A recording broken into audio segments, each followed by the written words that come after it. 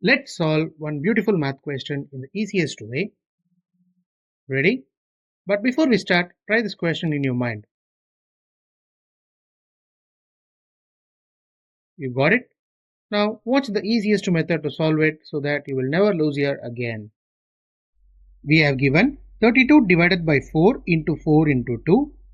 Here we are going to use BODMAS rule, that is brackets, operation, division, multiplication, addition and subtraction to solve this. So applying the rule here as per our priority, inside the brackets we need to solve first. 4 into 2 becomes 8. Now the entire equation changes to 32 divided by 4 into 8.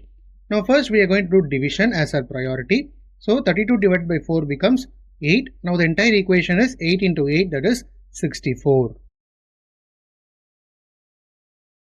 Therefore, the solution of 32 divided by 4 into 2 is 64. If you solved this video before watching my steps, comment pro in the comment section. Let me see how many of you got it right. And if you found this video helpful, hit a like and share it to your friends, and don't forget to subscribe my channel. Thank you friends. We will meet in a new interesting video.